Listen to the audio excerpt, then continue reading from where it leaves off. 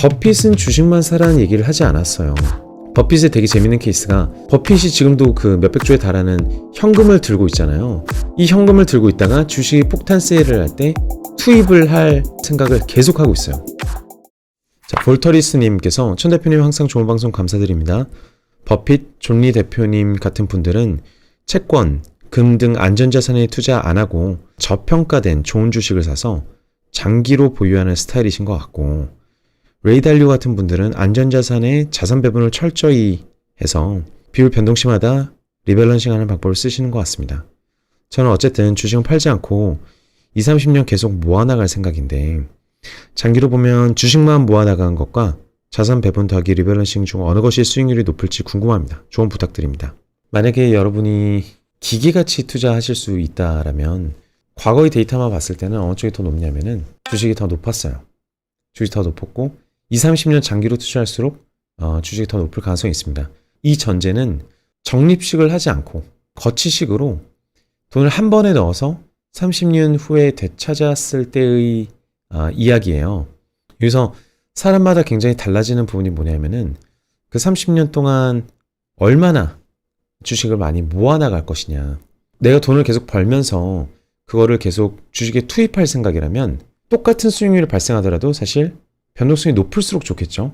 왜냐하면 하락할 때 살 수 있는 기회가 굉장히 많다라는 거니까. 수익률이 똑같은데 변동성이 높으면 평소에는 안 좋은 자산이지만 장기 적립식 할 때는 오히려 더 좋다. 저렴하게 폭탄 세일하는 경우가 굉장히 많다라는 얘기니까. 버핏은 주식만 사라는 얘기를 하지 않았어요. 버핏의 되게 재밌는 케이스가, 버핏이 지금도 그 몇백조에 달하는 현금을 들고 있잖아요. 현금을 들고 있고 이 현금을 들고 있다가 주식이 폭탄 세일을 할 때 투입을 할 생각을 계속하고 있어요.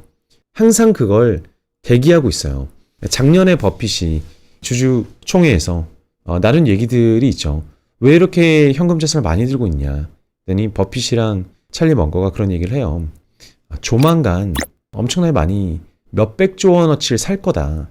굉장히 저렴하게 주식이 폭탄 세일이 나오면은 그때 살 거기 때문에 걱정하지 않으셔도 된다.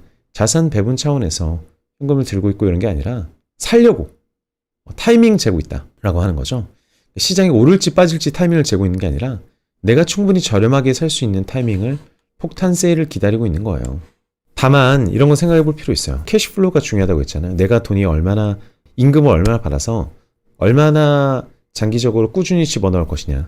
근데 버핏도 되게 마찬가지인 게, 버핏이 그 현금이 어디서 났겠어요. 주식 팔아서 나는 현금이 아니란 말이죠. 버핏은 주식을 거의 팔지 않으니까 주식에서 받는 배당금 수익이에요. 배당금 수익이 계속 나올 거니까 그 돈으로 바로 주식을 사느냐 아니면 모아놨다가 사느냐를 판단하고 있는 거죠. 주식 비중을 지금 얼마를 들어가는 게 좋을지를 판단하는 것, 이게 소위 이제 자산 배분입니다. 특정 자산을 얼마나 들고 있어야 되는지, 저자산을 얼마나 들고 있어야 되는지를 판단하고 있는 것, 그게 어찌 보면 가장 중요하다. 내가 주식을 지금 몇 프로나 들고 있어야 되느냐. 버핏은 주로 주식을 굉장히 많이 들고 있는 케이스죠. 근데 그런 케이스도 있었어요. 버핏이 한 번은 GE의 재보험사를 사면서 어마어마한 인수를 했었는데, 그 재보험사가 들고 있는 채권이 엄청 많았거든요. 그 재보험사를 GE를 인수하기 전까지는 주식 비중이 엄청나게 많았었는데, 그걸 인수함으로써 사실 전체 포트폴리오에서는 주식 비중이 확 줄었어요. 그런 식으로 자산 배분을 한다고 생각할 수도 있죠. 버핏은 주식을 굉장히 강조함에도 불구하고 우리가 현존 금융인이 알고 있는 모든 좋은 기법을 다 정확하게 활용하고 있어요.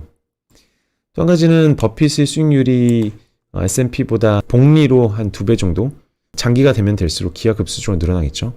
버핏은 사실 레버리지도 사용하고 있습니다. 버핏이 사용하고 있는 보험사의 플롯이라는 개념이 사실 버핏이 자본금에서 투자하는 것에 한 100%, 120% 정도 돼요. 그러니까 2배 정도 공격적으로 투자하고 있고, 그렇기 때문에 수익률이 2배 정도 나는 거죠. 기본적으로. 그런 구조를 사용하고 있다는 거 좀 이해하셨으면 좋고, 그런 2배의 레버리지를 활용하고 있기 때문에 더더욱 현금을 재놨다가 활용할 수가 있는 거죠. 버핏이 거짓말을 해서 버핏을 다 믿으면 안 되는 건 아니에요. 제 생각에는 버핏이 하는 얘기가 사실은 어마어마하게 어려운 얘기를 되게 쉽게 얘기하는 면이 있어요. 진짜 고수들을 위한 고수인 거죠. 조훈현이 바둑 두면서 이거 쉬운 거야. 이럴 때는 너무 수세적으로 생각하지 마 라거나 이럴 때는 방어가 우선이야 라고 좋은 의원이 얘기하면 되게 쉽게 들리잖아요. 그런데 5급, 6급 선수들이 그거를 너무 단순하게 받아들이면 옳지 않다.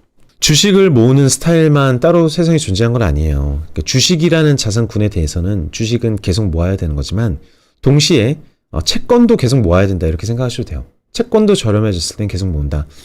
주식을 모으는 타이밍이랑 채권을 모으는 타이밍이랑 그래서 부동산을 모으는 타이밍이랑 금이나 기타 이제 대체 자산을 모으는 타이밍이 다르겠죠. 걔네가 폭락해서 기회를 주는 타이밍이 다르니까 모든 자산군을 골고루 계속 모아간다고 생각하셔야 되고 주식 관점에서 보면 주식은 계속 모으기만 하는 자산이다. 내다 파는 그런 자산이 아니다. 채권도 마찬가지고 이렇게 생각하시면 될 것 같아요. 자산 배분이란 게 대단히 복잡한 기법 이름이 아니라 모든 자산이 우월하다는 가정하에 다 가져가자, 다 모아가자 는 관점이고 기왕이면 비중 조절을 할 수 있는 약간 매직 포뮬라도 존재한다. 그게 레이 달리오가 제시하고 있는 거예요. 그래서 주식 종목 하나를 고르는 능력보다 어떤 자산을 언제 들고 있는지가 훨씬 더 중요하고요. 각 자산군을 어떤 타이밍에 계속 모아나가는지가 훨씬 중요하다. 리밸런싱이라는 거는 어렵게 생각하면 되게 어려울 수도 있지만 예를 들어서 버펫은 리밸런싱을 전혀 하지 않아요.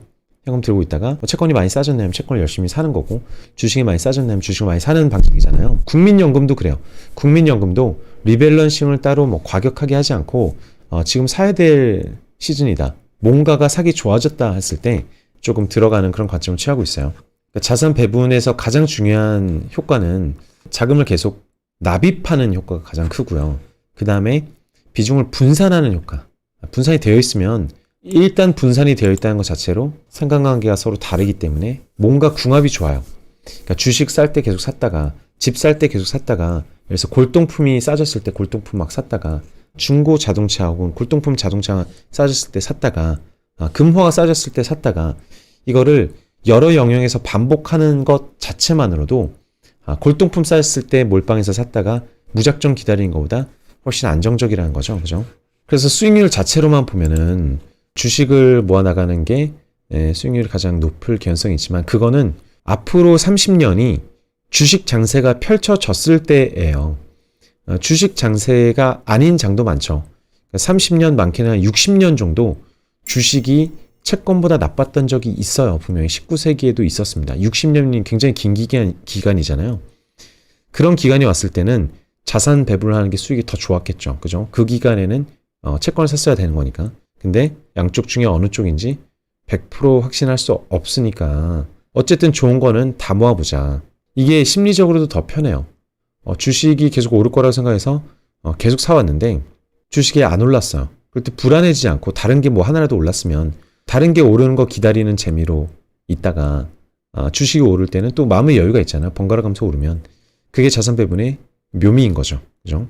정적 자산 배분은 이렇게 단순하게 여러 자산에 투자한다는 관점으로 접근해도 되지만 그걸 조금씩 더 체계화해서 어떨 때 주식을 더 담았다가 어떨 때 주식을 덜 담아볼까 하는 것이 동적 자산 배분이고 자산 배분 중에 좀 다이내믹하게 움직이는 자산 배분이고 저희 분리회에서 하고 있는 자산 배분도 이거예요. 그래서 일시적으로 손실이 날 수 있지만 분류 같은 경우 장기적으로 우수한 좀 추세에 있는 자산에 길게 노출시켜 두면은 어쨌든 이익이다. 주식이 계속 팔지 않고 사모으면 이익이듯이 여러 자산군 다 마찬가지다. 다만 약간만 더 타이밍을 보자라는 관점입니다. 님께서 저는 현재 26살이고 19살에 취직을 해서 군복무 기간 포함 총 7년을 회사 생활한 직장인입니다. 얼마 안 되는 자산이 대부분 연금저축 펀드와 일반 펀드에 들어가 있는 상태인데요. 앞으로는 연금저축 펀드만 더 불입하고 나머지 소득으로는 계속 적립식으로 주식을 모아가려고 합니다. 펀드가 아닌 주식을 하시겠다는 거죠. 개인적으로는 선진국인 미국, 준신흥국인 우리나라, 전통산업 강자인 일본 정도 국가의 주식에 각각 투자하고 싶은데요. 첫째로 이런 식의 접근, 분산이 괜찮은 것인지가 궁금하고 지금 경제 상황을 미뤄봤을 때 환율이 많이 뛴 상태인지라 좀 더 관망하고 실행에 옮기는 것이 좋을지 싶습니다. 뭔가 투잡을 뛸 수 있으면 투잡을 뛰고 소비를 줄일 수 있으면 소비를 줄이고 우리가 이미 저축해둔 돈 제외하고도 현금을 조금이라도 더 얻을 수 있는 곳이 있으면은 개인의 삶에서 현금을 최대한 많이 버시라라고 첫째 말씀드리고 싶고요. 지금 미국, 우리나라 그리고 일본에 각각 투자하고 싶다고 하시는데 이 주식에 투자한다는 거는 근본적으로는 좋은 선택이에요. 좋은 선택인 게 개별 주식을 보면 물론 막 잡주에 막 트레이딩을 하시면 돈을 벌 가능성이 거의 없지만 주식을 기업을 공부하면서 투자를 배워간다는 거는 굉장히 큰 무형자산의 가능성이 있는 거거든요. 그런 의미에서 주식에 접근하시는 거는 굉장히 좋은 것 같고요. 개별 주식을 하시다 보면 재무제표를 읽는 눈이 생기고 나중에 벌어들이는 돈이 계속 주식으로 일반 자산 배분보다 더 높은 수익을 추구할 수 있는 어떤 눈이 열릴 가능성이 있는 거죠. 그래서 이런 식의 접근 분산이 괜찮은 것인지 이런 식의 접근은 저는 주식을 진지하게 공부해 보시겠다는 접근이라면 굉장히 환영하고요. 분산 자체는 사실 미국이랑 우리나라 주식에 동시에 관심을 갖는 것만 해도 충분히 훌륭하고 일본까지 가면 약간 주식을 보는 스타일이 너무 여러 국가를 고려해야 되면 힘들 수도 있고 거꾸로 일본까지 갈 거면 기왕이면 뭐 중국, 대만 그리고 뭐 동남아 주식 정도까지도 주식 하나를 되게 깊이 파는 게 아니라 그 국가에서의 어떤 대표주들을 스터디할 생각이 있으시라면 스펙트럼을 좀 더 넓히는 것도 저는 추천드립니다. 님이 50대 초반 조그마한 개인 사업체를 운영하고 있는 부산에 거주하는 사람입니다. 제 고민은 나름 은퇴 후의 생활을 위하여 3개의 연금저축보험을 7년간 납입하여 왔었는데 최근 연금저축 펀드 관련한 존리 대표님 영상을 보고 느낀 바가 많아 모두 해약하고 월정액으로 10년 정도 펀드 장기 투자를 하려 합니다. 해약하지 마시고 꼭 이관을 하세요. 이관. 해약을 하셨다가 혹은 해지를 하시면은 지금까지 세이브한 그 세금을 다시 뱉어내야 됩니다. 이거는 좋은 상황이 아니고요. 연금저축보험이 수수료 비싸다고는 하지만 어쨌든 세제 혜택을 받은 거잖아요. 그러니까 그거는 절대 이관을 하셔야 됩니다. 해약하시면 안 돼요. 월 정액으로 10년 정도 펀드 장기 투자를 하려고 합니다. 좋습니다. 이런 분들 보면 너무 좋은 게 10년간 월 정액으로 투자하면 아까 제가 말씀드렸잖아요. 이 캐시플로우가 너무 중요한 역할을 한다. 모든 투자 전략을 뒤집을 수 있을 정도로 자금이 계속 들어오는 구조냐 자금을 빼야 되는 구조냐에 따라서 고려할 게 굉장히 많고 장기 투자의 지평에 따라서 할 수 있는 게 너무 달라요. 연금저축 보험했다고 너무 좌절하지 마시고 이 질문 되게 많이 던지시는데 이 답을 제가 드리는 것 중에 여러분들이 헷갈릴 수 있는 게 변액보험 가입하신 분들은 7년 지나신 분들 중에 제가 해지하지 마시라라고 하는 경우가 있어요. 왜냐면 이미 수수료를 많이 냈는데 수수료 낸 거고 이미 내버린 거여서 어쩔 수 없는 거고 향후에 비과세 혜택이 남아있으니까 3년 정도 더 들고 갈 만하다라고 말씀드리는 게 있고 연금저축보험에 대해서는 다르게 말씀드려요. 연금저축보험은 수수료를 냈지만 지금 이관해서 더 좋은 상품으로 옮길 수가 있거든요. 그러니까 옮기시라. 변액보험은 3년 정도 남았으면 유지하시고 이미 너무 많이 냈고 비과세 혜택이 남아있으니까 연금저축보험은 언제든지 연금저축 펀드로 이관할 수 있으니까 이관하시고 영투자하시기 두려우시다면 MMF나 채권형이라도 가입하세요. 아니면 자산배분형 펀드를 가입하세요.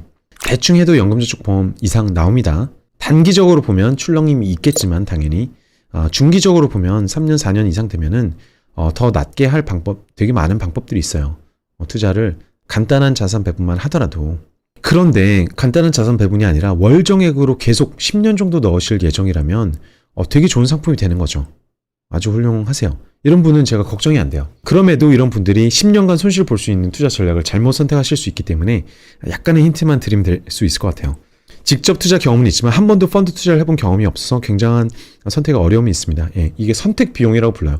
일반인들이 선택을 제대로 하려면 되게 많은 공부를 하셔야 되고 지금 유튜브 보시는 것도 공부고 시간이고 책도 봐야 되고 즐겁지 않은 사람에게는 굉장히 큰 비용으로 작동하게 되잖아요. 그래서 누군가의 도움이 필요한 거죠.